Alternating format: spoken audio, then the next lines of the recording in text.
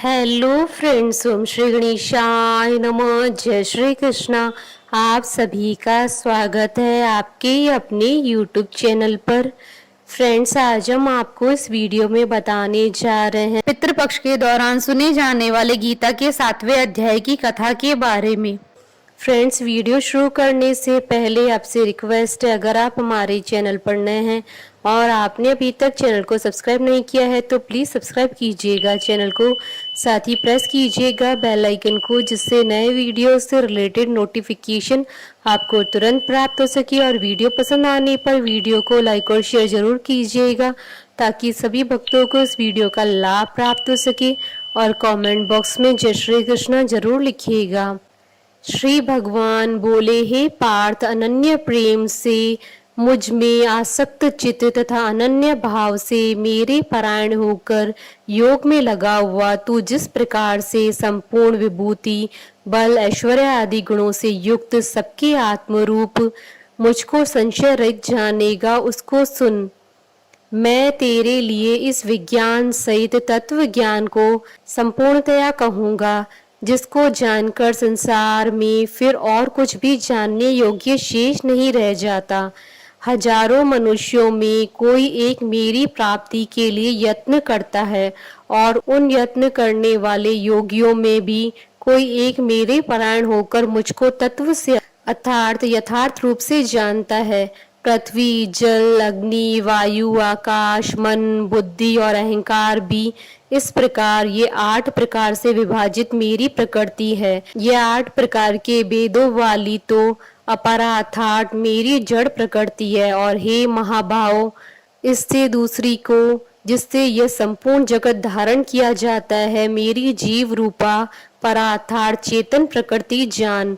हे अर्जुन, तू ऐसा समझ कि संपूर्ण भूत इन दोनों प्रकृतियों से ही उत्पन्न होने वाला है और मैं संपूर्ण जगत का प्रभव तथा प्रलय हूँ, अर्थात संपूर्ण जगत का मूल कारण हूँ। हे धनंजय, मुझसे भिन्न दूसरा कोई भी परम कारण नहीं है।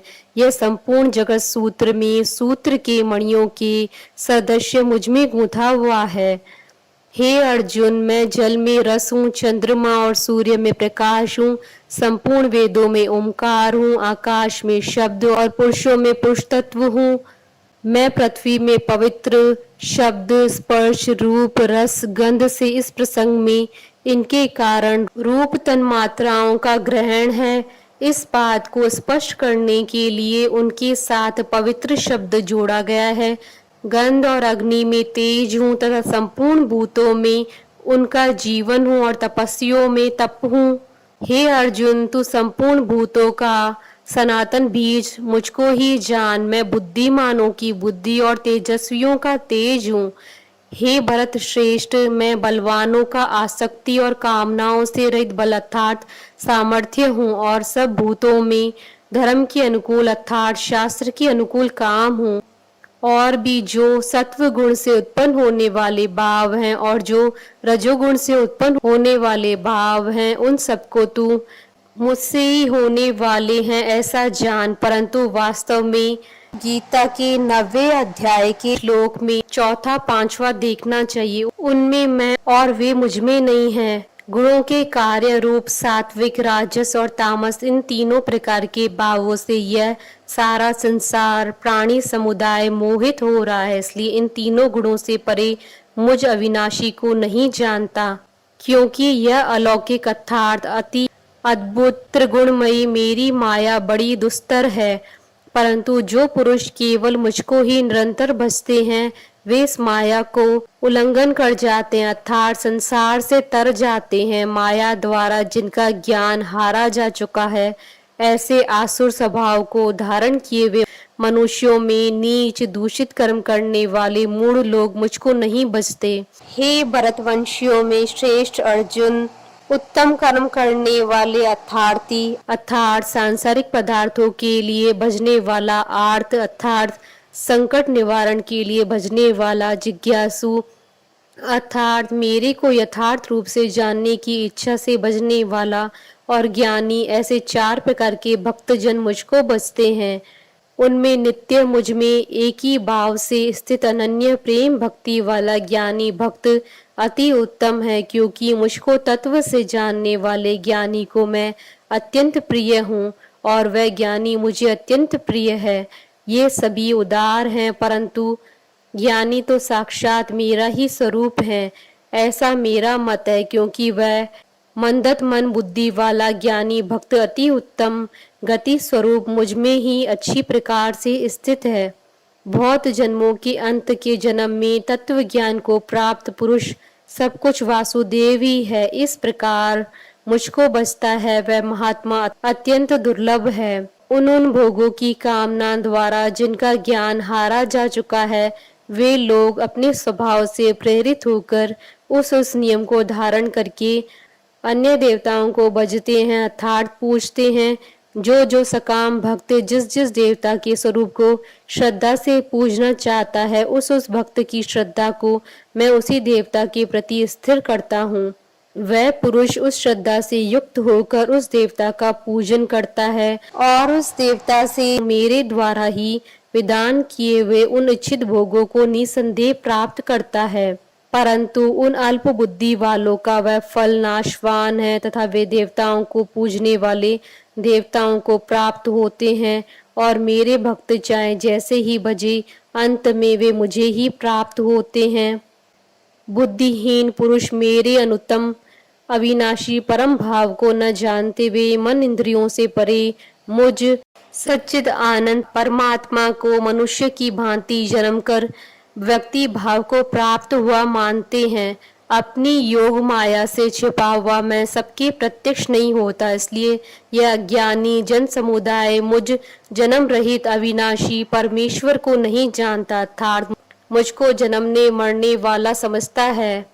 हे अर्जुन, पूर्व में व्यतीत हुए और वर्तमान में स्थित तथा आगे होने वाले सब भूतों को मैं जानता हूँ, परंतु मुझको कोई भी श्रद्धा भक्ति रहित पुरुष नहीं जानता। हे भरतवंशी अर्जुन, संसार में इच्छा और द्वेष से उत्पन्न सुख दुखादि द्वंद्व रूप मोह से संपूर्ण प्राणी अत्यंत अज्ञाता को प्राप्त हो रहे हैं, परंतु निष्काम भाव से श्रेष्ठ कर्मों का आचरण करने वाले जिन पुरुषों का पाप नष्ट हो गया है, वे राग द्वेष जनित द्वंद्व रूप मोह से मुक्त दृढ़ निश्चयी भक्त मुझको सब प्रकार से बचते हैं। जो मेरी शरण होकर जरा और मरण से छूटने के लिए यत्न करते हैं, वे पुरुष उस ब्रह्म को, संपूर्ण आध्यात्म को, संपूर्ण कर्म को जानते हैं। जो पुरुष अधिभूत और अधिदेव सहित तथा अधि यज्ञ सहित अर्थात सबका आत्मरूप मुझे अंतकाल में भी जानते हैं, वे युक्ति चित्त वाले पुरुष मुझे जानते हैं, अर्थात प्राप्त हो जाते हैं।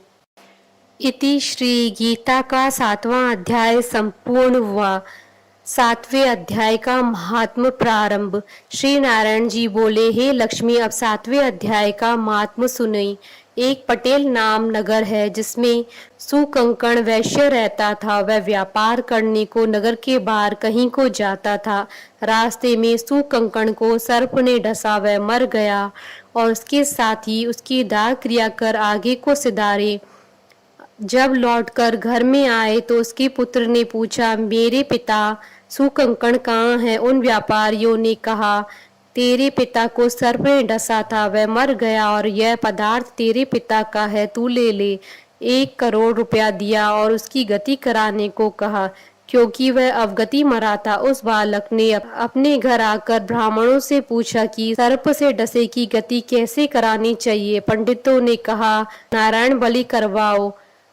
उर्द के आटे का पुतला बनाया, चुनिया चढ़ाई, बहुत ब्राह्मण जिमाए, श्रद्धा पिंड पत्तल कराया, बाकी द्रव्य जो रहा चारों भाइयों ने बांटा।